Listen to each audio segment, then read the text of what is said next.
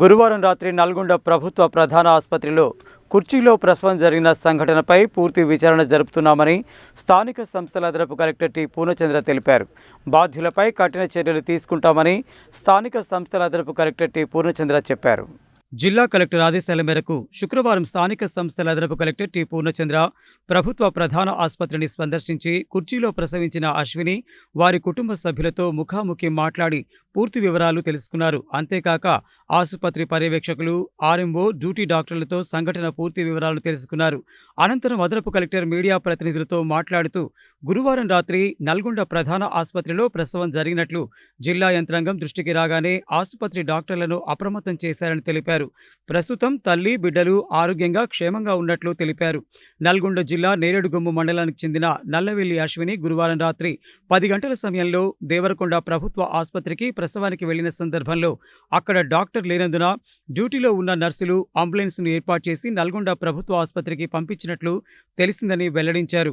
గర్భిణి అశ్విని అంబులెన్స్లో తన కుటుంబ సభ్యులతో నల్గొండ ప్రభుత్వ ఆసుపత్రికి రాత్రి సుమారు 12:30 వచ్చిందని, ఆ సమయంలో డ్యూటీ డాక్టర్ నిఖిత, డ్యూటీలో ఉన్న నర్సులు అశ్వినిని పరీక్షించి ప్రసవానికి ఇంకా సమయం ఉందని గుర్తించడం, అంతేకాక నొప్పులు ఆగి వస్తుండడాన్ని గమనించి లేబర్ రూమ్కి తీసుకెళ్లి డ్రెస్ మార్చుకోమని చెప్పారని, 30 నిమిషాల తర్వాత రెండోసారి బీపీ పరీక్షించి ప్రసవానికి ఇంకా సమయం ఉన్నందున వైద్య నిబంధనల ప్రకారం నడవమని చెప్పారని తెలిపారు. రాత్రి సుమారు 2 గంటల సమయంలో అశ్విని మళ్లీ నడుస్తున్న క్రమంలో లేబర్ రూమ్ ముందు నొప్పి రావడంతో అక్కడే ఉన్న కుర్చీలో కూర్చోగా వెంటనే ప్రసవమై బిడ్డ బయటకు వచ్చేసిందని, అక్కడే ఉన్న అశ్విని తల్లి బిడ్డను గట్టిగా పట్టుకుని వెంటనే డాక్టర్ను పిలవగా నర్సులు వచ్చి వైద్య సేవలు అందించారని, బిడ్డకు ఎలాంటి ప్రమాదం జరగలేదని తెలిపారు. అయితే ఇలాంటి సందర్భాలలో అనుభవం ఉన్న వారి సహాయం లేకుండా నడవమని సలహా ఇచ్చిన నర్సు, ఇతరుల ప్రోత్సాహంతోనే ఇలాంటి సంఘటన జరిగినట్లు గుర్తించామని, దీనికి బాధ్యులైన డ్యూటీ డాక్టర్ నిఖిత, స్టాఫ్ నర్సులు ప్రమీల, ఉమా, పద్మ, సుజాతలకు షోకాజ్ నోటీసులు జారీ చేసినట్లు తెలిపారు. దీనిపై వారి సమాధానం వచ్చిన తర్వాత చర్యలు తీసుకుంటామని, భవిష్యత్తులో ఇలాంటి సంఘటనలు పునరావృతం కాకుండా కఠిన చర్యలు తీసుకోనున్నట్లు వెల్లడించారు. అంతేకాక గురువారం రాత్రి డ్యూటీలో ఉండాల్సిన దేవరకొండ ప్రభుత్వ ఆసుపత్రి డ్యూటీ డాక్టర్ శాంతి స్వరూప డ్యూటీలో ఉండకపోగా అందుబాటులో లేకపోవడం, ఈ విషయమై నర్సులు మాట్లాడగా అనస్థీషియా డాక్టర్ లేనందువల్ల గర్భిణిని ప్రసవం కోసం నల్గొండకు పంపించినట్లు తెలిపారని, ఈ విషయంలో నిర్లక్ష్యం వహించిన డ్యూటీ డాక్టర్ శాంతి స్వరూపతో పాటు విధుల్లో ఉన్న స్టాఫ్ నర్సులు విజయలక్ష్మి, సైదమ్మ, మౌనిక, సరితలను సస్పెండ్ చేయాలని DCHSను ఆదేశించడం జరిగిందని తెలిపారు. జిల్లా కలెక్టర్ సి. నారాయణ రెడ్డి ఆదేశాల మేరకు తాను ప్రాథమిక నివేదికను సమర్పించడం జరిగిందని, జిల్లా కలెక్టర్ ఆదేశాల మేరకు డాక్టర్తో పాటు 4 నర్సులపై చర్యలకు ఆదేశాలు ఇచ్చామని ఆయన వెల్లడించారు. ప్రభుత్వ ఆసుపత్రుల్లోనే ప్రసవాలు జరగాలన్నదే ప్రభుత్వ ఆశయమని, ప్రసవాల విషయంలో ఎవరైనా నిర్లక్ష్యం వహిస్తే కఠిన చర్యలు తీసుకుంటామని హెచ్చరించారు. ప్రభుత్వ ఆసుపత్రుల్లో ప్రసవాలు పెంచే దిశగా ప్రభుత్వ ఆసుపత్రులను పటిష్టం చేస్తున్నామని, ప్రైవేటు ఆసుపత్రుల్లో 80% సిజేరియన్ ప్రసవాలు అవుతుండగా ప్రభుత్వ ఆసుపత్రుల్లో 50% కన్నా తక్కువ అవుతున్నాయని, ప్రభుత్వ ఆసుపత్రుల్లో సాధారణ ప్రసవాలే ఎక్కువగా జరుగుతున్నాయని అన్నారు.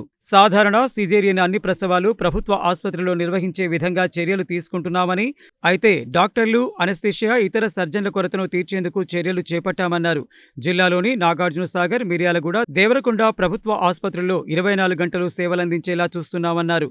ఇటీవల బదిలీల సందర్భంగా 6 అసిస్టెంట్ ప్రొఫెసర్లు జిల్లా ఆసుపత్రుల నుండి బదిలీ కాగా వాక్-ఇన్ ఇంటర్వ్యూ ద్వారా తిరిగి భర్తీ చేసుకుంటున్నామని తెలిపారు. సంఘటన జరిగిన రోజు రాత్రి నల్గొండ ప్రభుత్వ ప్రధాన ఆసుపత్రిలో మొత్తం 9 ప్రసవాలు జరిగాయని, నల్గొండ ప్రభుత్వ ప్రధాన ఆసుపత్రిలో రోజువారీ ఆరోగ్య సేవల పరిస్థితిపై ఒక కన్నేసి ఉంచడం జరిగిందని, వైద్య సేవల పట్ల ఎవరైనా నిర్లక్ష్యం వహిస్తే కఠిన చర్యలు తీసుకుంటున్నామని వెల్లడించారు.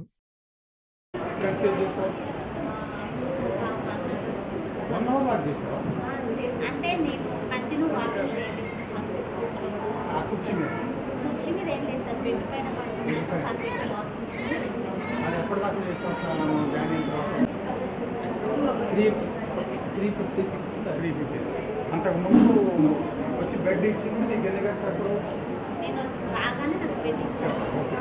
అక్కడ కొంచెం నడిచావు, నైట్ మార్చుకో మేడం చెక్ చేశాను సార్. ఫస్ట్ చెక్ చేసిన తర్వాత టైం పడుతుందమ్మా, కాసేపు వాక్ చేయాలి సార్. చేసిన తర్వాత మళ్ళీ బెడ్ నాకు పెయిన్స్ వస్తాయంటే లేబర్ రూమ్లోకి పంపించాను సార్. మళ్ళీ బెడ్ ఇచ్చాను.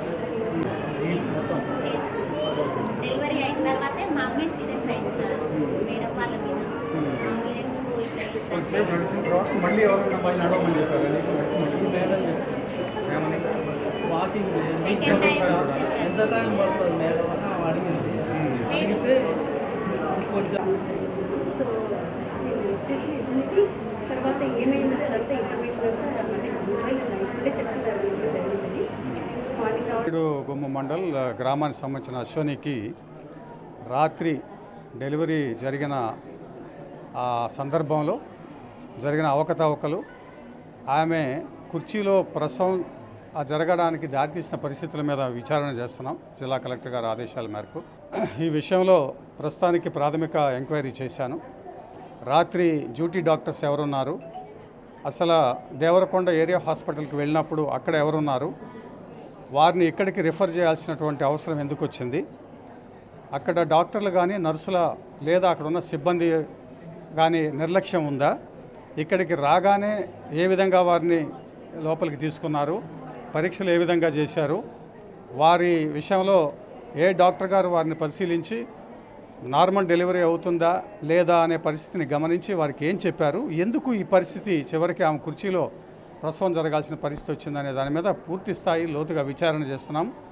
దీంట్లో ఇక్కడ ఆ సమయంలో ఉన్నటువంటి డ్యూటీ డాక్టర్, ఆర్ఎంఓ, అలాగే మిగతా సీనియర్ ఇంటర్న్స్, జూనియర్ ఇంటర్న్స్ ఉన్నట్లయితే వాళ్ళు, ముఖ్యంగా నర్సింగ్ సిబ్బంది, వారు చేసిన ప్రోటోకాల్ ప్రకారం, మెడికల్ ప్రోటోకాల్ ప్రకారం ఎక్కడైనా నిర్లక్ష్యం వహించారా అనేది మేము ఖచ్చితంగా దీన్ని లోతుగా పరిశీలన చేస్తున్నాము.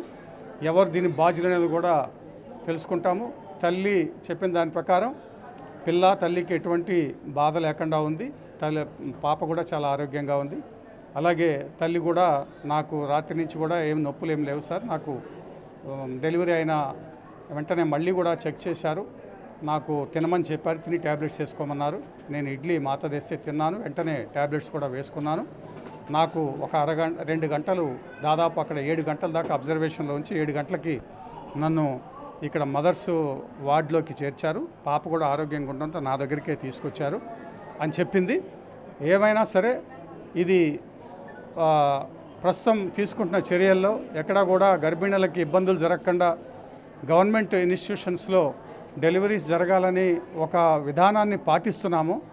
అక్కడ ఈ విషయం జరిగింది కాబట్టి ఖచ్చితంగా దీన్ని లోతుగా చేస్తాం. ఎక్కడ నిర్లక్ష్యం ఉన్న వాళ్ళని వదిలిపెట్టకుండా గట్టి చర్యలు తీసుకుంటున్నామని తెలియజేస్తున్నాం. నా యొక్క ప్రాథమిక రిపోర్ట్ కలెక్టర్ గారికి అందజేస్తాను. విచారణ కొనసాగుతుంది.